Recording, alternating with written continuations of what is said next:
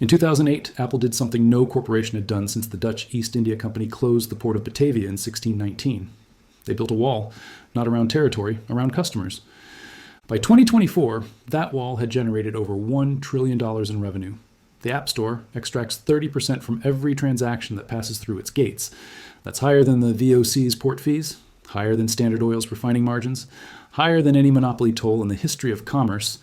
Apple is worth $3.5 trillion, more than the GDP of France, more than the combined value of Walmart, ExxonMobil, and JP Morgan Chase. And the mechanism that built this empire is 400 years old. This is the Gilded Archives. On January 9th, 2007, Steve Jobs stood on stage and announced the iPhone. He called it 3 products in one: an iPod, a phone, and an internet communicator. What he didn't say was that it was also a fortress. The iPhone launched without an app store. Apple controlled every piece of software on the device. Third-party developers had no access. Jobs initially told them to build web apps, but developers wanted native apps with full hardware access. The pressure mounted. On July 10th, 2008, the App Store opened. It launched with 500 apps. Today, it hosts over 1.8 million. But here's what changed everything. Apple inserted themselves as the gatekeeper. Every app had to be reviewed, approved, and distributed by Apple, and every transaction would be processed by Apple. The terms were simple. Apple would take 30% of all paid app sales, 30% of all in-app purchases, 30% of all subscription revenue in the first year. Developers had no choice. If you wanted to reach iPhone users, you paid the toll. This wasn't new. The Dutch East India Company did this in the spice trade. If you wanted to sell cloves, nutmeg, or pepper from the East Indies, you sold through VOC ports. They took 20%. Apple took 30%. The rate increased. The mechanism didn't change. But Apple went further. They didn't just control distribution, they controlled the entire environment. The iOS operating system is closed. You cannot install apps from anywhere except the App Store. You cannot change default apps. You cannot access the file system like a real computer. The iPhone is a computer where Apple decides what software you can run. By 2010, this model was entrenched. Developers complained, but they had no leverage. The iPhone user base was growing exponentially. If you weren't in the App Store, you didn't exist. Apple had built what every monopoly dreams of, a market where the only way to participate is to pay them. Once the wall was built around the iPhone, Apple began extending it. The iPad launched in 2010, same App Store, same 30% fee. The Apple Watch in 2015, same system. AirPods, Apple TV, HomePod, every device locks users deeper into the ecosystem. But the real genius was services. In 2015, Apple launched Apple Music. In 2019, Apple TV Plus. In 2020, Apple Fitness Plus. Each service tied users more tightly to Apple hardware. And here's the trap. The more Apple services you subscribe to, the harder it becomes to leave. This is called switching costs. Economists have studied this for decades. Once you've bought $1,000 worth of apps, once your music library is in Apple Music, once your fitness data is in Apple Health, the cost of switching to Android isn't just buying a new phone, it's rebuilding your entire digital life. Apple understood this before anyone else. They didn't just sell you a phone, they sold you an ecosystem designed to make leaving expensive and painful. It's the same strategy railroads used in the 1800s. Once a town built its economy around a rail line, the railroad could raise prices. The town had no choice but to pay. By 2024, Apple had 2 billion active devices in use worldwide, over 1 billion iPhone users, and the average iPhone user owns 2.5 other Apple devices. That's the wall working. That's the moat. Let's talk about the 30%. Apple calls it a commission for providing the App Store, but let's examine what that means in practice. In 2023, the App Store generated approximately $85 billion in revenue. Apple took 30% of most of that. That's roughly $25 billion in pure toll collection. Not from making anything, not from providing server infrastructure beyond basic hosting. From sitting at the gate, Spotify pays Apple $1 billion per year through App Store fees. Epic Games paid hundreds of millions before they sued. Netflix stopped offering in-app subscriptions entirely to avoid the toll. They force users to subscribe on the web, then log in through the app. And here's the conflict. Apple Music competes with Spotify. Apple TV Plus competes with Netflix. But Spotify and Netflix have to pay Apple 30%, while Apple's own services pay nothing. This is vertical integration as a weapon. You control the platform, you charge competitors a tax, and you use that money to subsidize your own competing products. This is exactly what Standard Oil did. They owned the railroads through secret rebates. They charged competitors higher shipping rates while giving themselves discounts. They used infrastructure control to destroy competition. The Supreme Court broke them up in 1911 for this exact practice. But Apple's doing it in 2024, and it's legal. Why? Because the rules haven't caught up. Antitrust law was written for physical goods and industrial monopolies. It doesn't account for platform monopolies, where the toll is extracted digitally.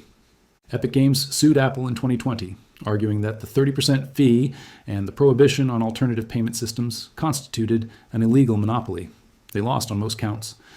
The judge ruled that while Apple's practices were aggressive, they didn't constitute a monopoly under current law because Android exists as an alternative. But here's the flaw in that logic. 57% of US smartphone users have iPhones. For app developers, that's not a market you can ignore. If you're locked out of iOS, you lose access to the wealthiest, highest spending user base in the world. That's not a choice. That's a hostage situation. And Apple knows it. Internal emails released during the Epic trial showed Apple executives discussing how much they could raise prices before developers would leave. They weren't providing a service, they were optimizing extraction. By 2024, Apple had reached a position that only a handful of corporations in history have achieved. A market capitalization exceeding $3.5 trillion, profit margins in the 25 to 30% range, cash reserves over $160 billion. But empires at this stage face a common problem. They stop innovating and start defending. Apple's last groundbreaking product was the Apple Watch in 2015.